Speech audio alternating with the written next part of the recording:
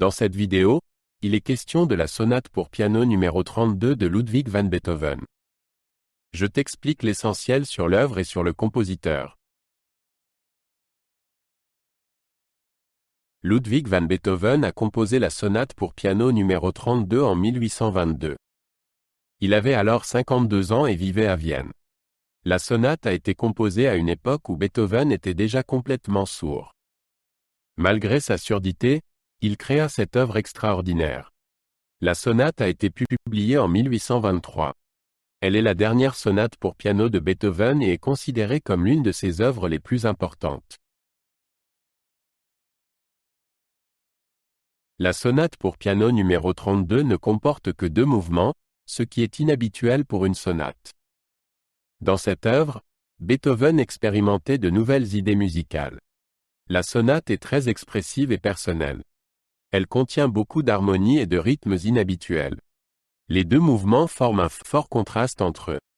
Cette sonate montre la capacité de Beethoven à composer une musique innovante et tournée vers l'avenir. Le premier mouvement commence lentement et solennellement. Il est suivi d'une partie rapide et passionnée. La musique alterne souvent entre passages calmes et orageux. Beethoven utilise beaucoup d'accords puissants et de courses rapides. Au milieu du mouvement, il y a un passage plus calme. Ensuite, l'énergie du début revient. Le mouvement se termine par une coda dramatique. Il montre la capacité de Beethoven à exprimer des sentiments forts en musique. Le deuxième mouvement est un thème avec des variations. Il commence par une mélodie simple et chantante. Cette mélodie est ensuite modifiée et embellie par différentes variations. La musique devient de plus en plus complexe au fil du mouvement. Beethoven utilise des rythmes et des harmonies inhabituelles. Vers la fin, la musique redevient plus calme et plus paisible. Le mouvement se termine dans une atmosphère presque surnaturelle. Ce mouvement est considéré comme l'un des plus profonds que Beethoven ait jamais écrit. La sonate pour piano numéro 32 est écrite dans la tonalité de Do mineur. Cette tonalité était considérée à l'époque de Beethoven comme dramatique et expressive. Beethoven exploite habilement les possibilités de cette tonalité. Il utilise également des tournures harmoniques inattendues qui donnent à la musique une coloration particulière. Dans le deuxième mouvement, la musique passe en Do majeur, ce qui crée un contraste lumineux. Le choix de la tonalité contribue à l'effet particulier de la sonate. La sonate pour piano numéro 32 montre l'évolution de Beethoven en tant que compositeur. Elle est très innovante et tournée vers l'avenir. La sonate montre sa capacité à créer de nouvelles formes musicales. Elle est considérée comme le point culminant des sonates pour piano de Beethoven. La sonate était la dernière grande œuvre pour piano de Beethoven. Elle montre comment Beethoven, à la fin de sa vie, a trouvé un style visionnaire qui lui est propre.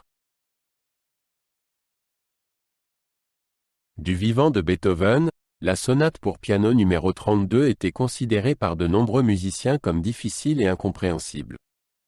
Ce n'est que plus tard que les musiciens et les musicologues ont reconnu son importance particulière. Aujourd'hui, elle est considérée comme l'une des œuvres les plus importantes de la littérature pour piano. De nombreux pianistes la considèrent comme un grand défi. La sonate est souvent jouée en concert et enregistrée sur des supports sonores. Elle a influencé de nombreux compositeurs ultérieurs et est considérée comme un précurseur de la musique moderne. La sonate pour piano numéro 32 est très exigeante pour le musicien. Elle contient de nombreux passages techniquement difficiles. Beethoven exploite toute la tessiture du piano de l'époque. Le pianiste doit maîtriser des courses rapides, des rythmes compliqués et des accords puissants. Le deuxième mouvement en particulier, avec ses variations, est très exigeant. La sonate exige non seulement des compétences techniques, mais aussi une grande compréhension musicale. Elle est considérée comme l'une des sonates les plus difficiles de Beethoven. La sonate pour piano numéro 32 de Beethoven est aujourd'hui régulièrement jouée en concert. De nombreux pianistes célèbres l'ont enregistrée sur des supports sonores. La sonate joue un rôle important dans l'enseignement musical. Elle est souvent jouée par des étudiants avancés et des pianistes professionnels. La sonate est appréciée parce qu'elle est très exigeante sur le plan technique et musical.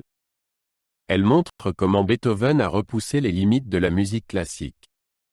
Aujourd'hui encore, la sonate fascine par sa force d'innovation et sa profondeur émotionnelle.